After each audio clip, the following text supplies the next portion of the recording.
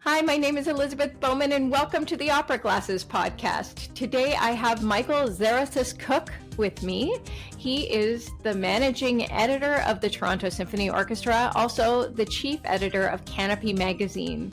He and I will be running the Emerging Arts Writer program, part of Joel Ivany's Chamber Music and Opera Interplay program at the Banff Centre this summer.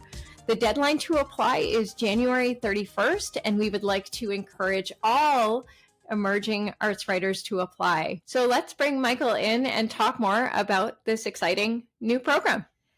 Michael, welcome to the Opera Glasses podcast. Thanks so much for being here. Thank you for having me, Lizzie. I read a little bit about you, of course. You're a writer, an arts critic, a home cook. You have a strong interest in film, music, and basketball.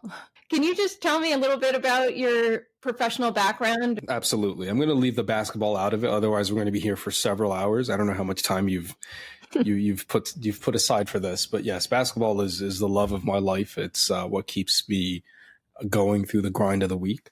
But professionally, yes, I'm a writer, editor, based here in Toronto. I work for the Toronto Symphony. I'm their managing editor, but I also run a magazine called Cannopy. Formerly, it was called Smart Magazine, that I started in 2020, just right at the cusp of the pandemic. We're under a new name now, but the concept of the magazine is a visual and performing arts publication.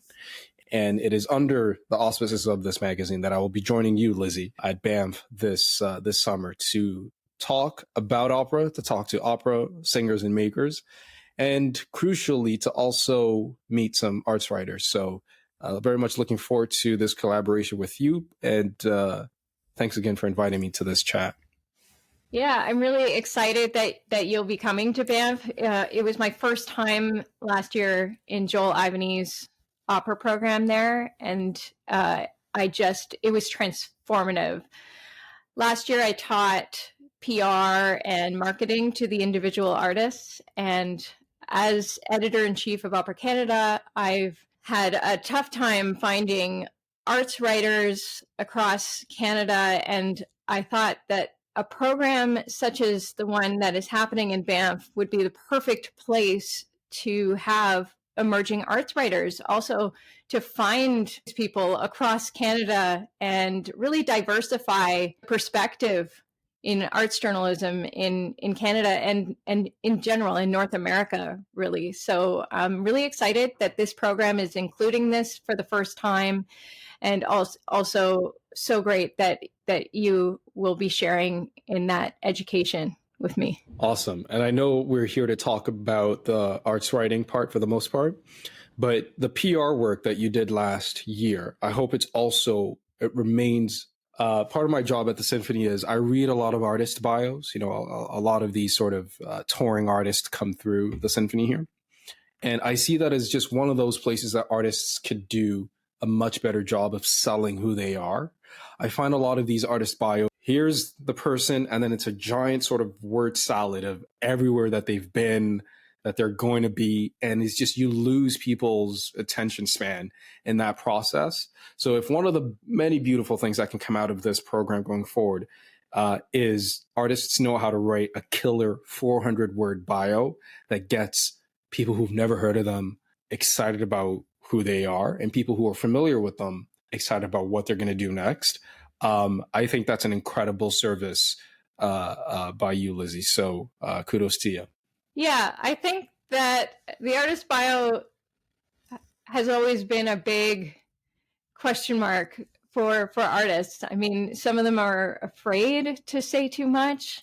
But I think in 2024, we can all agree that we're open to hearing more in these bios. We're open to interesting writing styles. We're open to really getting to the core of who that human is. We're open to connecting with human to human connection in the bio, and not, like you say, the sort of bibliography. Yeah, that's a good way to put it. And also like write to reflect the fact that you're an artist, right? So if I'm putting together a program book, the bio is taking up a page. Guess what else is also taking up a page? It's the program notes, which are very artistically written. So you're taking up as much space as the other artistic content in a program book or program notes, etc. So I think showing off your artistic instincts and writing, maybe get one of the arts writers that we're going to be coaching this June, get one of them to write your bio and see what their artistic interpretation of your work is. So I think it's very fertile ground. The artist bio is a very fertile ground, especially in opera, for personality and showing off your personality. But that's not what we're here to talk about, Lizzie, for the most part. But I'm very much looking forward to that component of it come June. Why don't we dig into arts journalism in North America? Yes. Because, from my career perspective, having started a PR business in 2010 when there were full-time arts journalists working, and then seeing that change so drastically in my 11 years doing my business, to having barely any full-time arts journalists in 2021 when I closed out my business and moved on. People might wonder, why are we doing this program if there are no full-time jobs? But there is absolutely room for business in this area. It's just different. We've changed how we communicate arts coverage. And I think that obviously newspapers and magazines should continue to have people who are hired full-time. But even if they don't, there's definitely room for this coverage. People have an interest and an attention span for it. So I guess we're there to show innovative ways to cover and to move forward. Would you agree? I would more than agree. And earlier you said, let's dig into arts coverage in North America. Digging in is a bit too generous a way to put it, because there's very little of it left to dig into. You'd have to take a scalpel to what's left. And certainly I'm preaching to the choir here, because we were talking just before I started recording here. You have a decade-long case study of where this industry was 10 years ago versus where it is now. And even just 10 years ago, you could make a living writing for fill in the blank national magazine, right? Even just a classical music editor or a classical music writer, or an opera writer. Now you have this sort of vague, nebulous arts writer term, which I actually want to embrace, and I'll get to that in a second. But this idea of specializing in an art form is completely gone out the window. And I'm sure we'll get to solution, or we'll describe the problem at length here, but maybe we could start a bit with the solution. And it always starts with better funding, right? It always starts there. I wish there was a fancier way to put it. I wish there was like an industry lever that you could pull that would fix this. But if funding isn't supporting arts writing specifically, as well as supporting everything else that we're writing about, I don't think specific publications are going to be able to fill in the gap. I don't think, editors with as good intentions as yourself are going to be able to fill in the gap, even in concert with the efforts of other editors. And certainly the writers alone are not going to be able to do or impact the change that needs to happen. So intentional action from the powers that be with the money that they have, saying, not only do we need to support opera, classical music, dance, etc., but the people who write about it, right? Because it's the same old thing that if the tree falls and no one hears it, then is it fallen, blah, blah, blah. But it's the same concept that, yes, if you're going to fund new opera, you're going to fund grassroots Canadian composers and so on. If you're doing all of that, but no one's hearing about it, or at least it's not being discussed in a way that's compelling for the average listener or the average arts patron, then it's almost as if the money that you're spending there, it's not being used as effectively as possible. So we need more town criers. We need more people at all levels of arts journalism to talk about the great work that's happening. There are other levels to that. There's what specific publications such as yours and mine can do. There's also what the writers themselves can do. And that part, I'm sure we'll get to, or there's certainly more to talk about there. And then lastly, there's what the readers, the audience members, how can you support the work that these writers are doing? Because there's a lot that's been lost since, 2010 when you started, but a few things have been gained. Platforms like Substack, Medium, where you can actually support specific writers and support their view and support their writing style in a way that offsets to a certain degree the livelihood that they used to have access to. So yes, those are, believe it or not, that is my abbreviated opinion on this subject. So I think I'll pause there. Just I want to hear what you think about. First of all, I want to hear what the last 10 years, what that span of time, what you've seen in that period in terms of losing arts writers in Canada and perhaps in the States.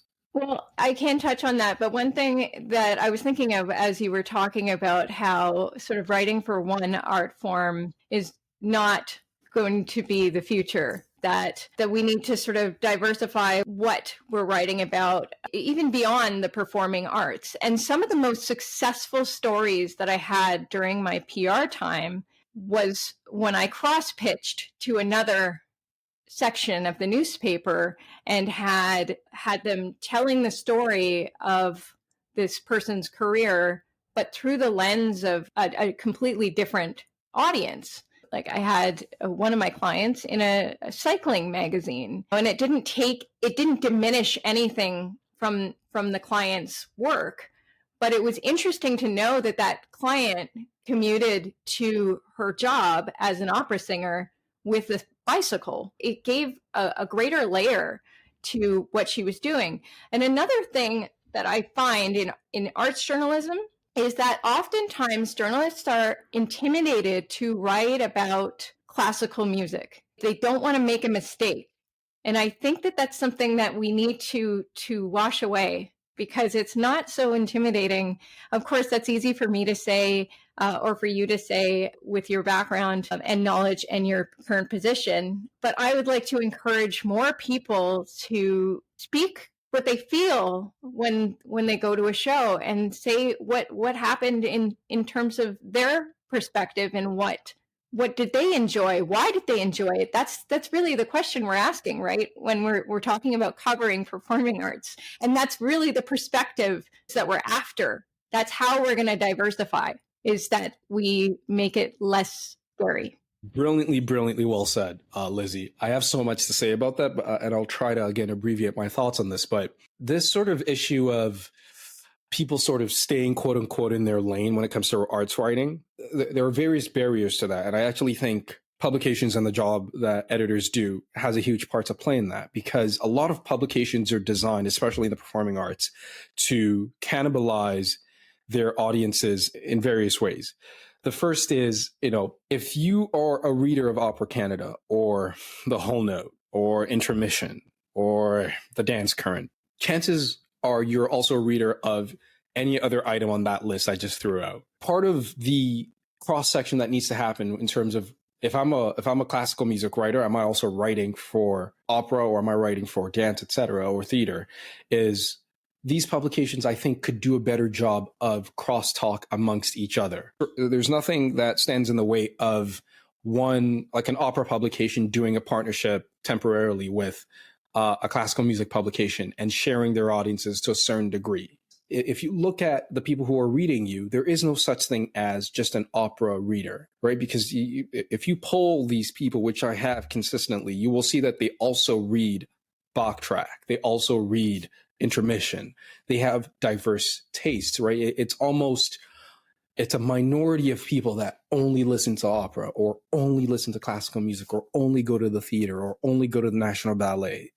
More and more, especially the younger generation, they have this sort of omnivorous appetite for various art forms that I think editors and publications at large need to find a way to serve in a diverse way. And I think that's actually your mindset caters to that. I think one of your recent posts on social media was something to the effect of Opera Canada is more than a magazine. It's a community of thinkers, of writers and creatives. Certainly that goes to it. And then in terms of, you brought my background as an example, which is certainly true that, yeah, it's easy for us, you and I, to say writing about classical music shouldn't be intimidating. I actually think it's probably one of the easiest things to get into if you're serious about it. And here's what I mean by that. If you're a quote unquote serious creative writer, right? You just want to write, and you have a voice, you have a view about things that you see on stage or in the orchestra pit or what have you. Classical music is a perfect template to work out to just exercise that muscle. Actually, I'm far more intimidated to write about theater, and I've spoken to my theater friends about this. I'm far more intimidated to write about theater than I am writing about classical music, because you have so many more histories to contend with when it comes to theater.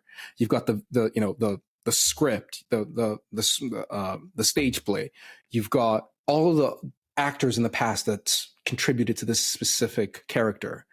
You've got the vision of the director on stage. You've got the costume. There's so many things that you have to know in order to begin that conversation in theater. And I can almost hear all the theater writers yelling at their screen saying that's not the case, but bear with me. On the other side, though, with classical music, you still have all of these characters in play, but once the conductor gets started, it's just you and the music. All it is, it's you and the music, and it's an orchestra trying to be true to the music and also obviously trying to find their voice. As a writer, that is as blank a template as you'll ever get when it comes to the arts. Because you go ahead. Not to cut you off, but I find that many purists would say, for instance, oh, we absolutely have to have a soprano in this role. We can't possibly have a mezzo, in X role. Or actually, this is the way the cadenza has been done since, 1848. And therefore, it is this way. And so, or we can't trill on we can't trill from below because it's this year that it was written. There are so many of these rules in classical, Baroque, early music, these types of things. Not to say that these rules are not to be applied. I'm just saying that I think this same mentality might cross the minds of some writers, which might contribute to that intimidation that you're talking about. Similar to theater, especially those who have listened to the catalog of early recordings with all the greats, and they compare everything to these recordings, and it's like no one can interpret these pieces any differently. And I find that, as someone just craving identity, I find that frustrating when I hear a performance that is mimicking a performance of the past in classical music that seems to be very, very prominent. But it is so refreshing when I hear someone just being themselves on the stage. This is not to say that arts writers need to listen to the whole catalog and all these things. I would like them to just go in with this blank slate. But I can see them thinking, oh, well, but what about all these people who are reading all these books and telling me that actually Messiah has to go this way because it's always that way, that it doesn't always have to be that way. And even if it has to be that way, I think what's worth remembering is that that's not necessarily the population that you're writing for, right? As an editor, the survival of your publication relies on having as broad a base of subscribers as possible, right? So by definition, a lot of the people who are subscribed are on the peripheral when it comes to like the depth of their knowledge, but they want to learn more about opera. So being written to from the perspective of a PhD in Baroque voice might not actually be helping. It helps to have that PhD, but it might not help with connecting with the largest cohort of your readership, which are just people who, they see Carmen once a year, or they go to the COC when they can afford to, or fill in the blank. They're not as core as some of these purists that you're describing. Nevertheless, they are the great middle that we have to cater to in order to be a viable business. And having writers who are comfortable catering to that great middle can often, maybe once in a while, tip your hat to the person in the back of the hall who has written a book on how, I don't know, Peter Grimes should be staged or whatever. It's good to tip your hat off to people like that with details that's specifically for them. But I try to caution writers that, again, you're writing for people who they've not necessarily been pedigreed, if that's a word, on this content, but they would like to learn more. So be in their shoes and write for them.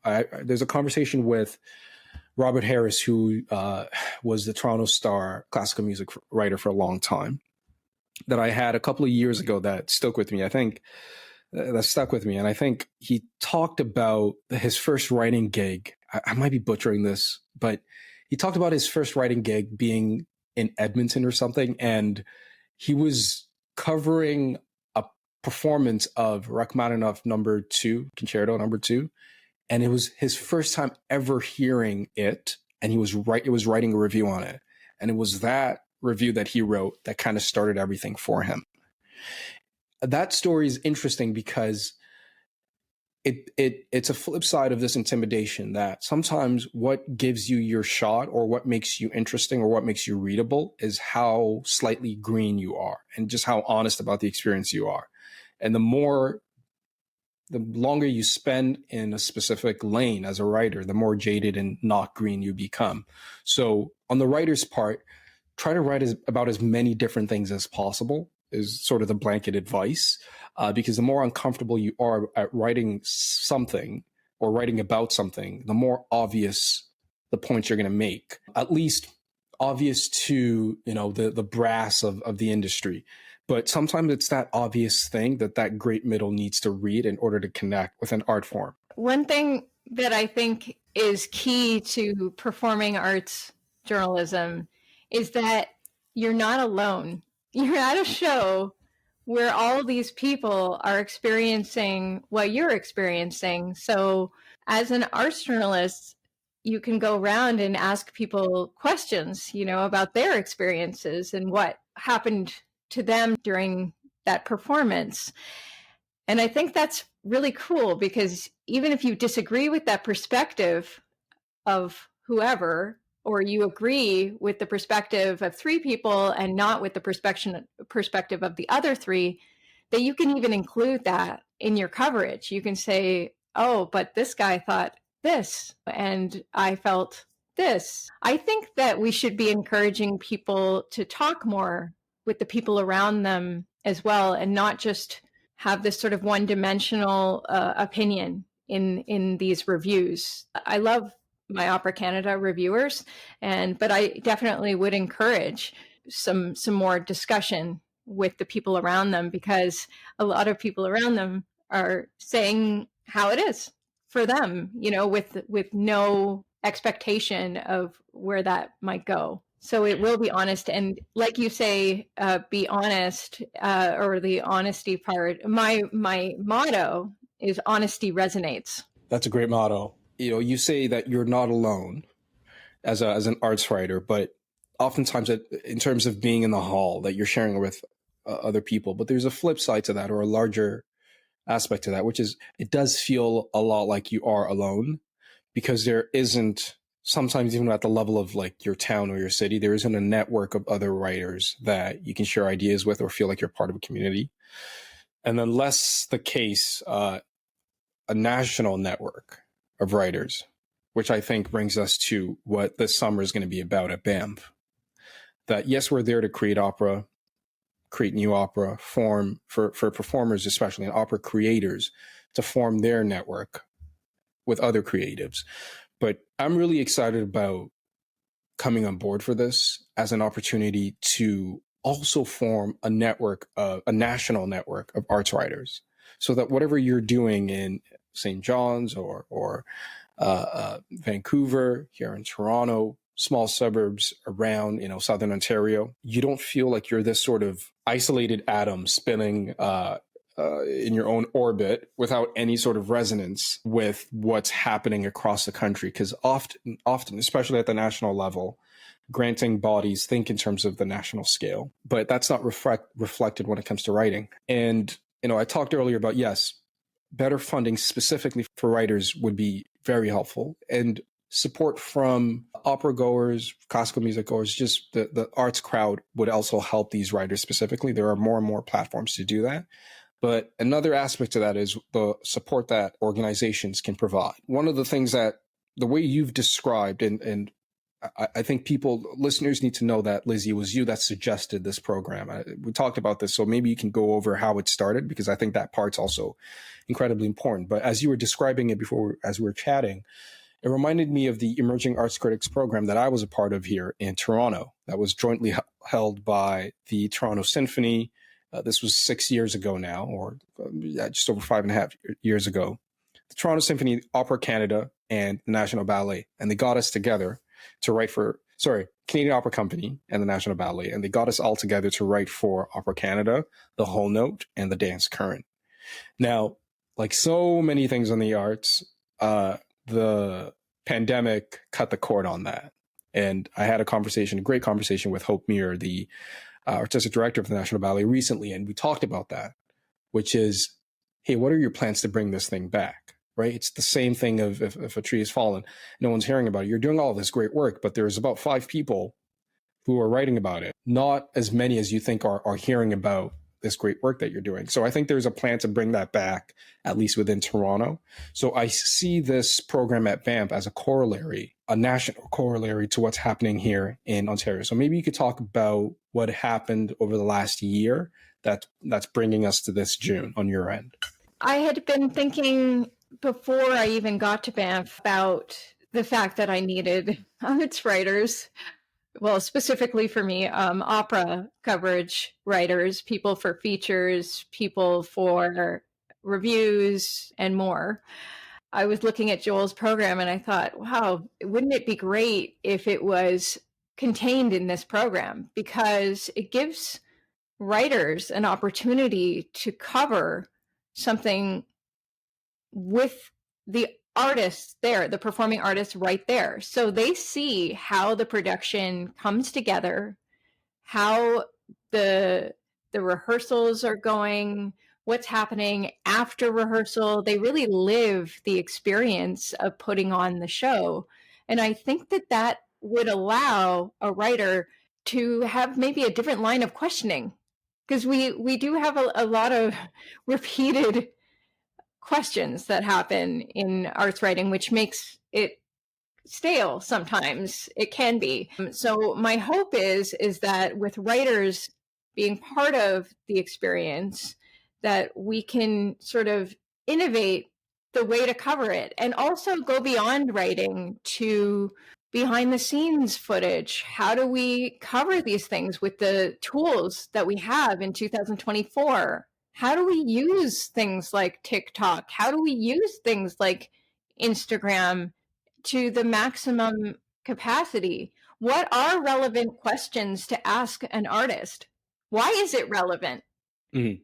And to find out, what fresh angles can we have? And, some of those things, some of the answers to these questions might not come from you or me. It might just come from sitting in a circle with these writers in a place like Banff and having a discussion with people of different perspectives, and then coming up with exciting new ways to cover performing arts. And that is what really drives me, is just continuing to talk about it with different people and exploring these things. And so Banff is a perfect place to do that. And I'm hoping that the program will expand, because I know we're not going to have a huge amount of spots for arts writers. So it's going to be quite competitive. But I want to encourage every arts writer to apply, because we really want to know where everyone is and what they can contribute. And if it doesn't work out for this program,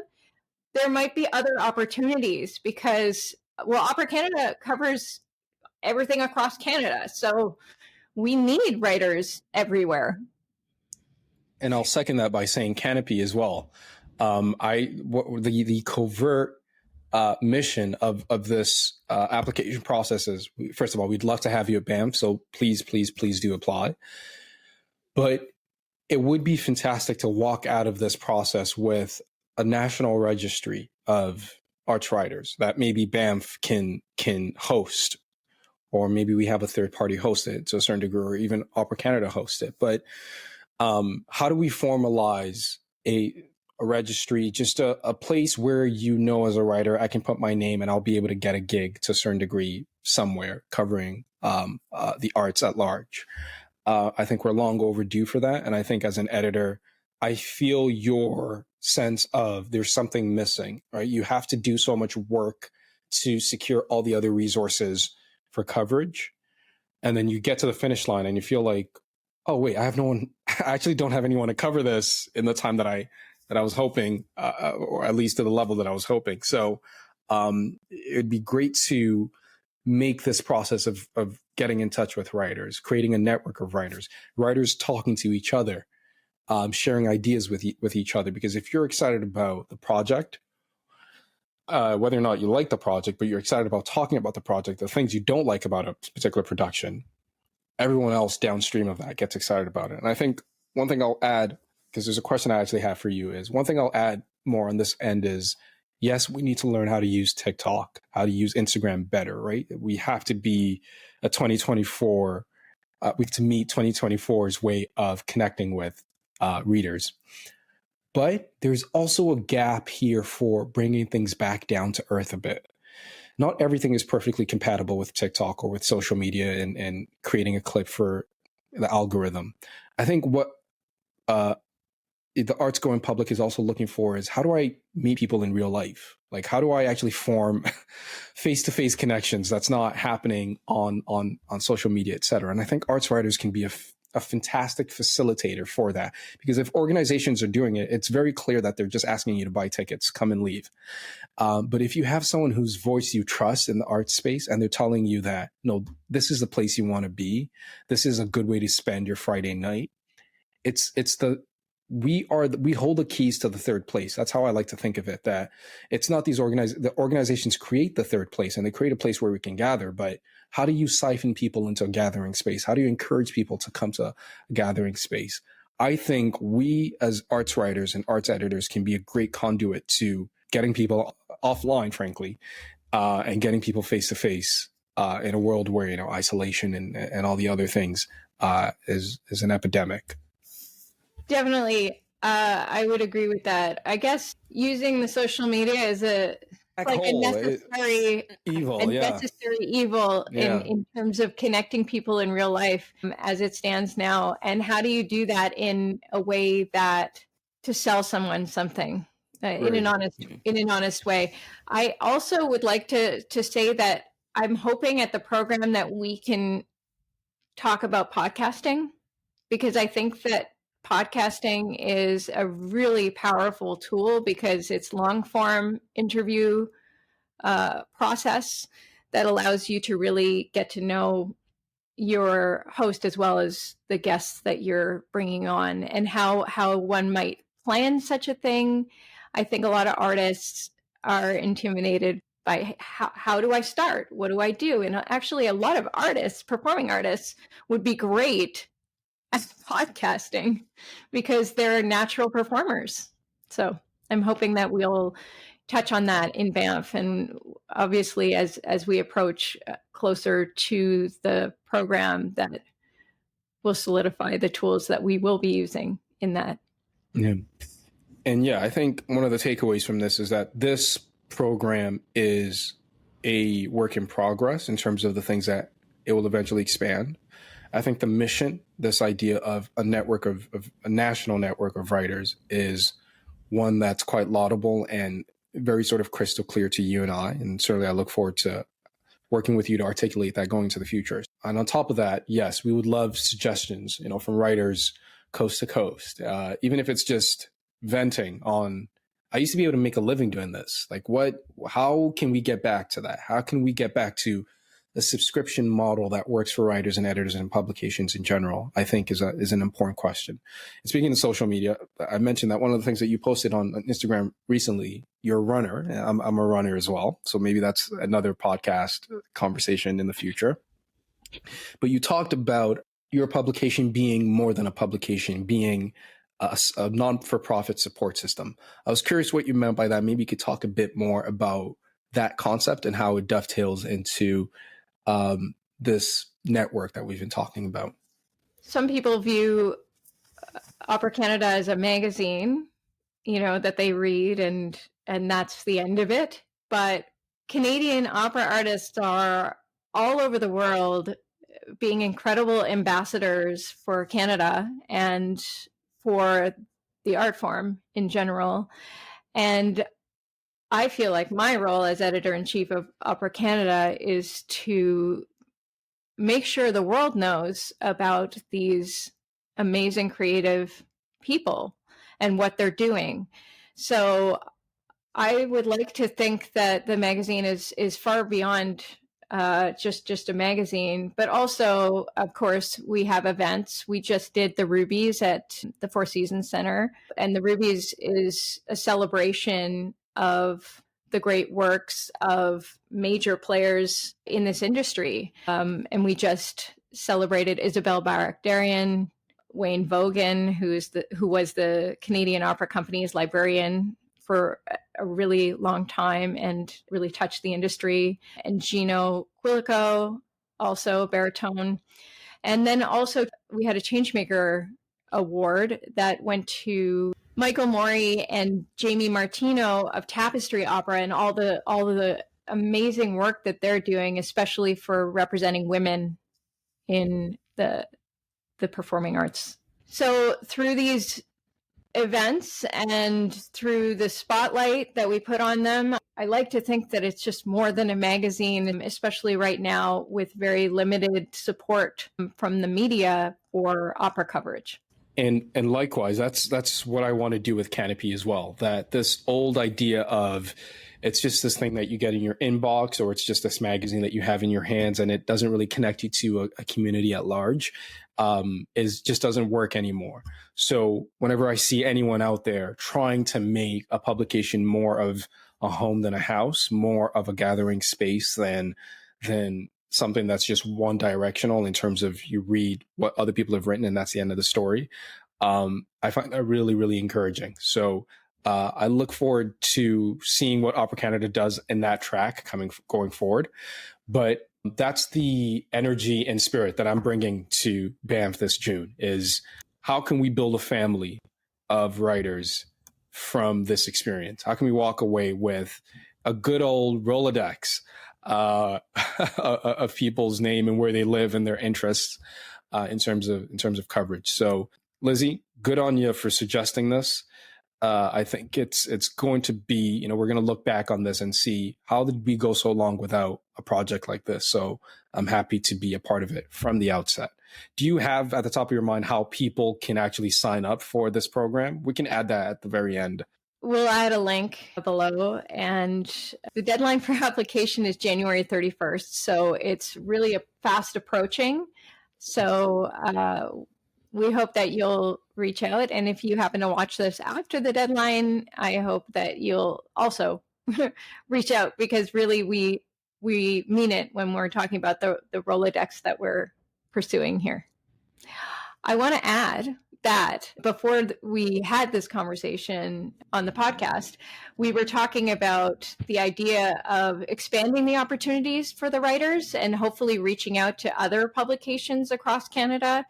Yes. And seeing if they might be interested in having some connection with this program in some way, informally, formally. But we are really invested in partnerships and seeing where this program could lead. That's brilliant. Yeah, that would be fantastic if, because that's what happened with the Emerging Arts Critics program, where an institution was connecting us with a publication, right? In this case, Banff being the institution, Opera Canada and Cannopy being the publications. But if we can expand that list significantly so that these writers through this program are able to write creatively, intelligently, and emotionally about the art that they love in a sort of structured way, that would be filling a much needed gap in content of this sort. So I feel like it's in good hands, Lizzie, between you and I, to make something work here.